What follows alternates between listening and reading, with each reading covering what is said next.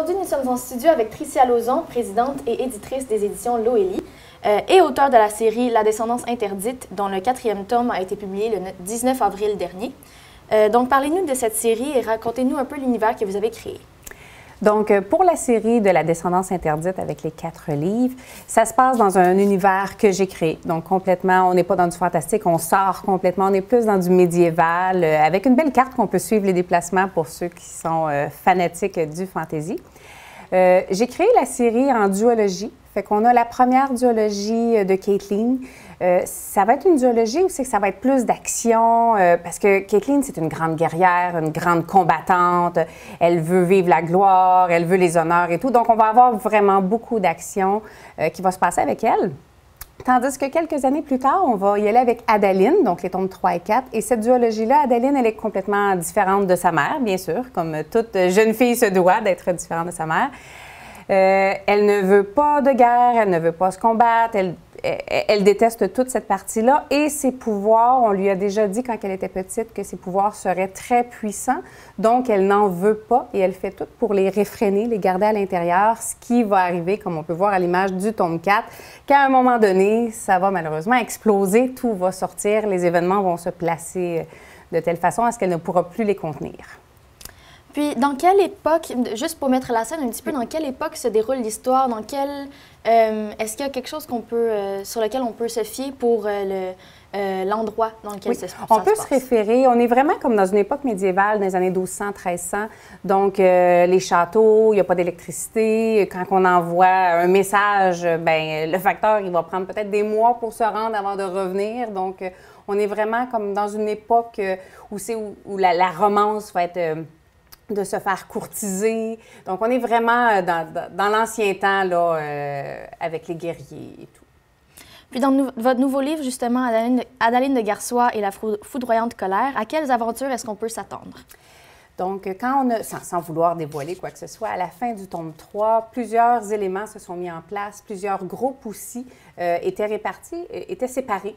Donc, certains parce qu'il y avait des blessés, d'autres parce qu'ils avançaient pour aller sauver Adaline. Et donc, ça finissait dans une... Naturellement, tous les groupes étaient dans une mauvaise posture. Et donc, dans le tome 4, on va voir comment ils vont réussir, certains, à se retrouver. Par contre, ça ne veut pas dire que tout le monde va s'en sauver. On a beaucoup d'histoires d'amour dans le tome 3 et le tome 4 parce que ça se passe sur plusieurs mois, plusieurs groupes. Donc, il y a des hommes et des femmes qui sont partis ensemble. Donc, certains, il va y avoir des rapprochements. Fait qu'il n'y a pas juste Adaline. Donc, contrairement à Caitlin, où c'est qu'on avait une femme qui pouvait tomber amoureuse de 2-3 personnes jusqu'à temps qu'elle tombe le grand amour.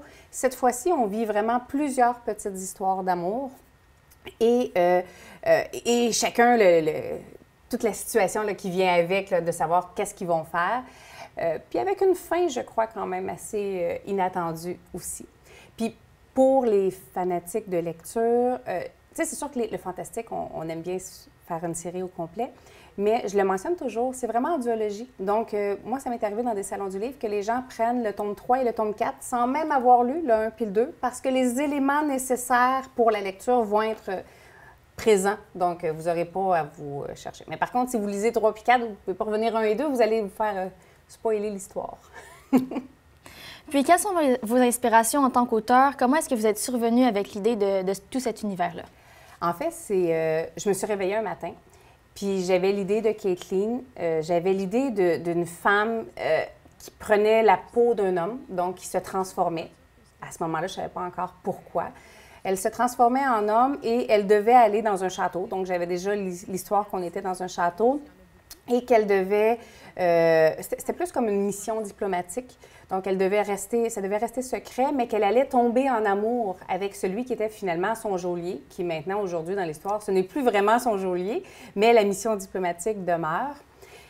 Et c'était vraiment juste son histoire à elle. Et dans ma tête à moi, c'était un seul livre, il n'y aurait pas de série et tout. Mais plus j'approchais de la fin, et plus je voyais comment Caitlin allait terminer, et plus je voyais l'histoire de sa fille qui allait subir un enlèvement et qui, à son tour, allait avoir d'autres péripéties. Donc, Adaline, c'est arrivé au fur et à mesure, tandis que Caitlin, c'est un beau matin que j'ai peaufiné l'histoire. Est-ce que vous vous êtes inspiré de vos liens entre votre propre famille pour bâtir ceux entre Adaline et toute la famille de Garçois? Non, les personnages sont vraiment tirés de mon imagination. Tu sais, des fois, on peut dire qu'un personnage va dire une réplique qui nous fait penser à une personne, mais le même personnage peut dire une autre réplique qui va nous faire penser à une autre personne. Fait que j'ai jamais transposé les gens de mon entourage dans mes personnages. Fait que oui, des fois, on peut reconnaître une phrase ou deux, mais outre des noms que j'ai voulu mettre pour faire un clin d'œil à des membres de ma famille, c'est tout. Il n'y a rien d'autre qui se rapproche des gens autour de moi. À qui est-ce que vous recommanderiez cette série? Bien, tous ceux qui aiment l'univers du fantastique. Donc, c'est sûr, les gens qui aiment être dans le concret, qui aiment être dans le historique, avec très descriptif, bien, allez pas vers ma série, vous ne l'aimerez pas. Donc, moi, c'est vraiment, on a l'univers des possibles. C'est sûr que dans du fantastique, on pourrait avoir des dragons, on pourrait avoir le monde à l'envers, des pommes qui sont noires, ou, tu sais, moi, tout ce qu'il y a de changé, c'est que les gens ont des pouvoirs magiques. Donc, c'est la seule chose qui est différente jusqu'à ce jour, dois-je ajouter. Mais c'est un univers aussi qu'on avance rapidement, un peu comme un film qui se déroule devant nos yeux. Donc, de ce que j'ai reçu de commentaires de mes lecteurs, on est un peu essoufflé à le lire parce qu'on veut toujours aller de l'avant et il n'y a pas vraiment de description. Donc, c'est vraiment laissé libre à l'imagination du lecteur. Puis où est-ce qu'on peut trouver le dernier volume de La Descendance interdite? Ils sont disponibles dans toutes les librairies.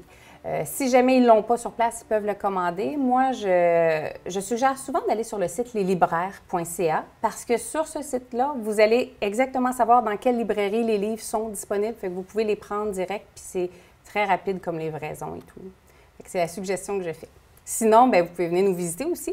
On fait plusieurs marchés, plusieurs salons du livre, donc on est disponible pas mal partout cet été, je vous dirais.